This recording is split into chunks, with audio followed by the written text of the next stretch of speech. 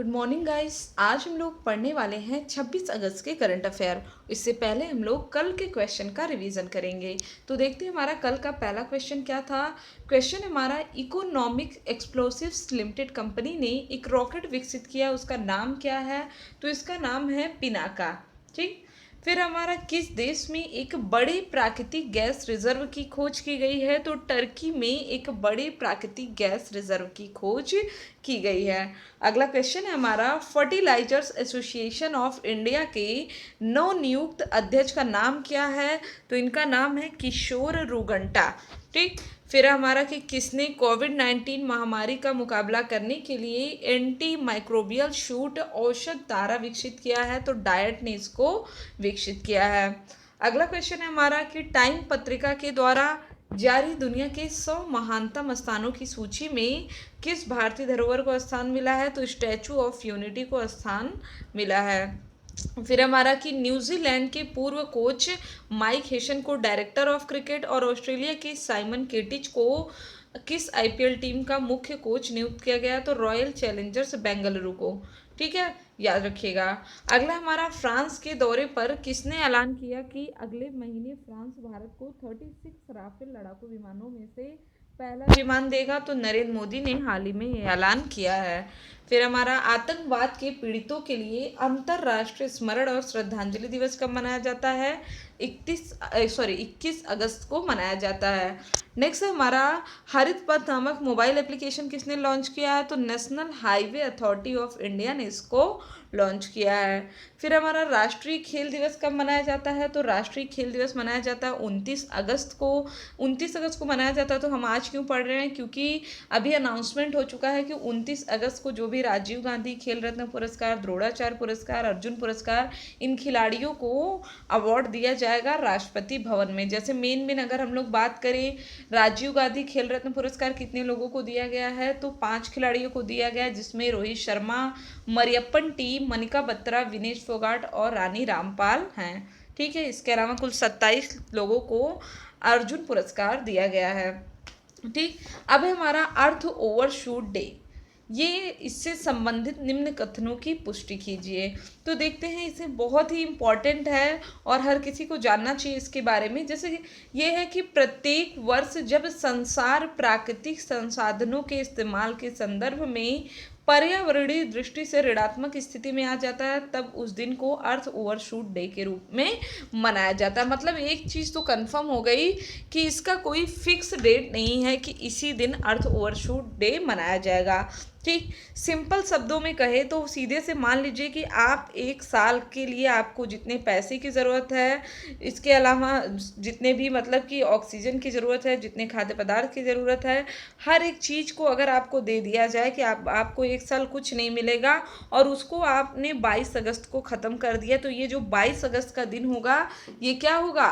अर्थ overshoot day होगा। मतलब कि जो भी हमारे पास संसाधन थे प्राकृतिक, वो समाप्त हो चुके हैं और अब से जो हम यूज़ करेंगे वो भविष्य के संसाधन को यूज़ करेंगे। ऐसा नहीं कि संसाधन एकदम समाप्त हो, मतलब जो एक साल का कोटा होता है उस हिसाब से समाप्त हो चुके हैं। तो इस बार हमने अपने संसाधनों को कब ख़त्म किया है? 22 अगस्त को, जबकि पिछले साल जुलाई में ख़त्म हो गया। तो मतलब एक चीज़ तो यहाँ पे थोड़ा सा समझना होगा हम लोगों को कि कोरोना काल में जब प्रकृति का दोहन कम हुआ है और उस समय ये बढ़ गया है, कितना पहुंच गया? 22 दिन ज़्यादा हो गया, 22 अगस्त को मनाया गया। तो राइट आंसर क्या हो जाएगा? ऑप्शन नंबर 3 हो जाएगा। ठीक है, यहाँ पे इस डेट को निर्धारित करने का कार्य किसका है? तो अंतरराष्ट्रीय think tank global footprint network से जुड़े शोधकर्ताओं के द्वारा किया जाता है। और सबसे ज़्यादा जो मैंने आपको बोला कि दिलचस्पी की बात तो ये है कि पिछले वर्ष के मुकाबले 24 दिन देरी से आया। पिछले साल 29 जुलाई को मनाया गया था अर्थ ओवरशूट डे। अगला क्वेश्चन है हमारा, हाल ही में चर्चित नुआखाई जुआर संबंधित है।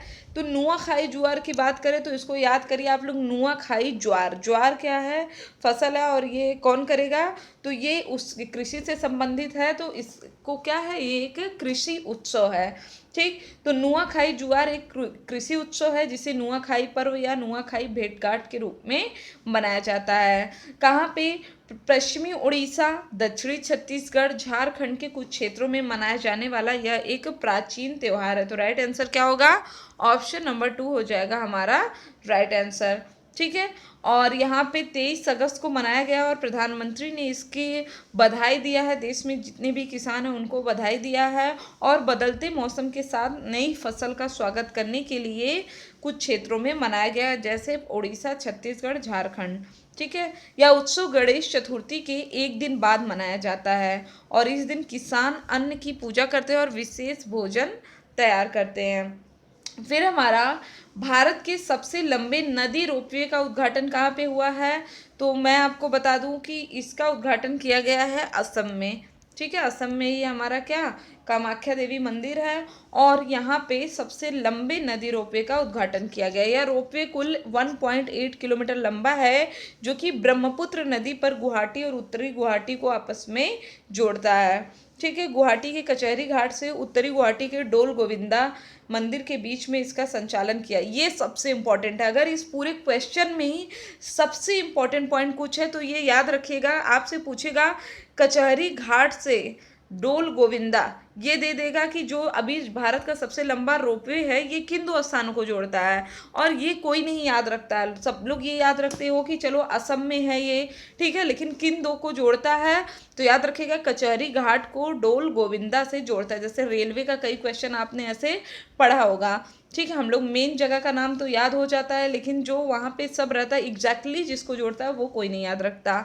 ठीक। तो याद रखिएगा, इसको इंपॉर्टेंट क्वेश्चन है। अब असम की बात आई है तो इससे क्या हो जाएगा? इससे पर्यटन के क्षेत्र को मजबूती मिलने की उम्मीद है।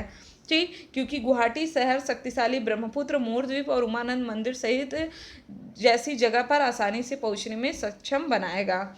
वहाँ के सीएम कौन है?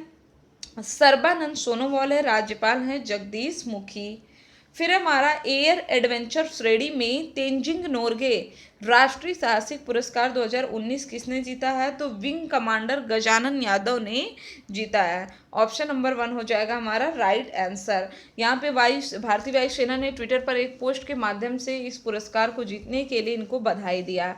और ये हैं क्या? तो ये गजानन यादव पैराशूट जंप प्रशिक्षक हैं। क्या है? पैराशूट जंप प्रशिक्षक। भारतीय वायुसेना की स्काई डाइविंग टीम आकाशगंगा के सदस्य भी हैं। इसके अलावा राष्ट्रीय जो साहसिक खेल है इनके लिए भारत का सर्वोच्च पुरस्कार माना जाता है तेंजिंग नोर्गे राष्ट्रीय साहसिक पुरस्कार। इन पुरस्कारों को अर्जुन पुरस्कार के समकक्ष माना जाता है। साहस के क्षेत्र में लोगों की उपलब्धियों को पहचानने के लिए प्रतिवर्ष ये पुरस्कार प्रदान किया जाता है। कुल कितनी श्रेणी में? 4 श्रेणियों में। एक तो वायु में साहस, दूसरा भूमि पर साहस, तीसरा जल में साहस और जीवन भर की उपलब्धि के लिए दिया जाता है। इसका उद्देश्य क्या है? साहसिक गतिविधियों के लिए युवा लोगों को प्रोत्साहित करना और उन्हें सम्मान देना। ठीक है। याद रखिएगा इसको। अगला हमारा दास व्यापार और उसके उन्मूलन की याद में अंतर्राष्ट्रीय दिवस का आयोजन कब किया जाता है? तो 23 अगस्त को। कहीं कहीं आपको 22 भी मिल जाएगा। ठीक है। क्योंकि जो घटना हुई थी वो 22 और 23 अगस्त रात में हुई थी जिसके उपलक्ष्य में इसको मनाया जाता है।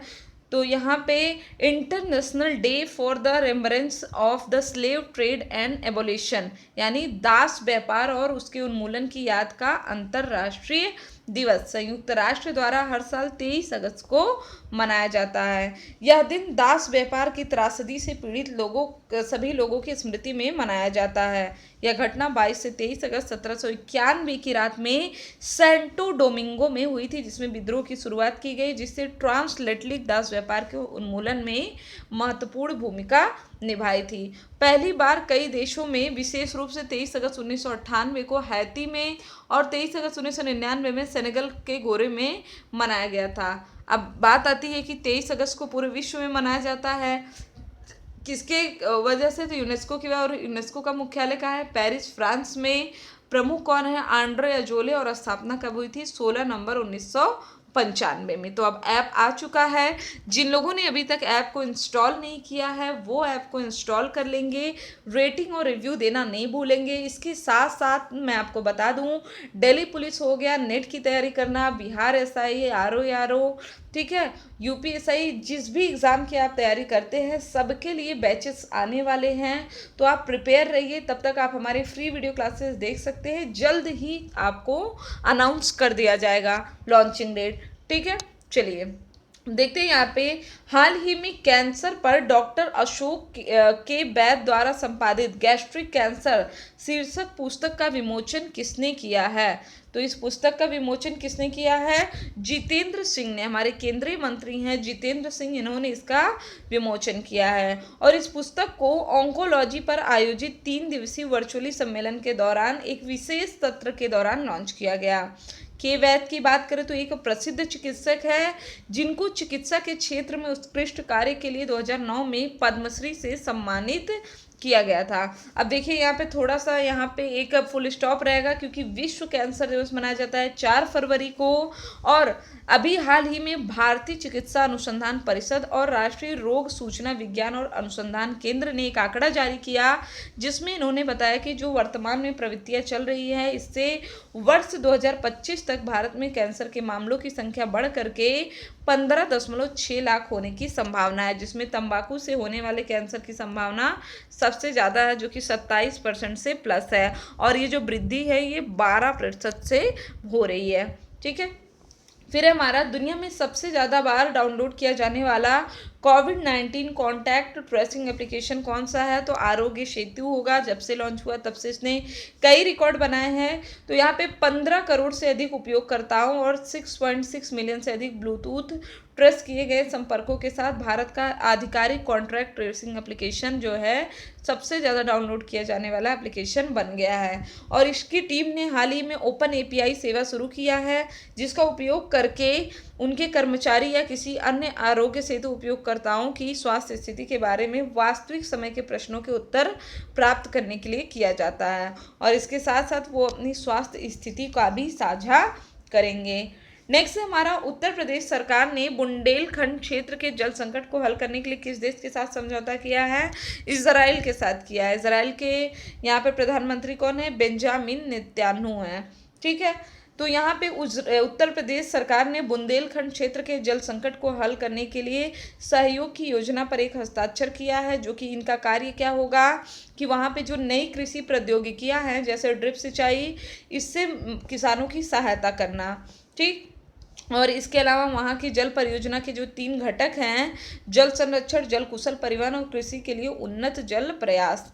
ठीक, याद रखिएगा इसको। उत्तर प्रदेश के मुख्यमंत्री कौन है? योगी आदित्यनाथ। राज्यपाल हैं आनंदीबेन पटेल, जो कि मध्य प्रदेश की अतिरिक्त प्रभार इनको दिया गया है अभी, क्योंकि वहाँ के राज्यपाल जो थे लालजी टंडन, उनका निधन हो गया।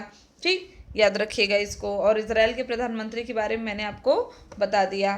अगला है हमारा, चेतन भगत द्वारा लिखी वन अरेंज मर्डर पुस्तक नामक पुस्तक का विमोचन कब होगा? तो ये 28 सितंबर 2020 को होगा। याद रखिएगा, इंपॉर्टेंट क्वेश्चन है ये। ठीक है, तो यह लेखक की 9वीं नॉवेल है और कुल मिलाकर के 11वीं पुस्तक है। इनकी पहली पुस्तक थी द गर्ल इन रूम 105। इस पुस्तक में इस किसकी बात कर रहे हैं हम लोग? वन अरेंज मर्डर की बात कर रहे हैं। ठीक है, तो इसमें गहन सस्पेंस बल्कि हास्य, प्रेम और भरोसेमंद भारतीय चरित्र भी है। और यहाँ पे उनके पहले उपन्यास है 5 पॉइंट समन, जहाँ आईआईटी पवई, और दूसरी उपन्यास है one night at call centre, Gurgaon के एक कॉल सेंटर पर आधारित थी।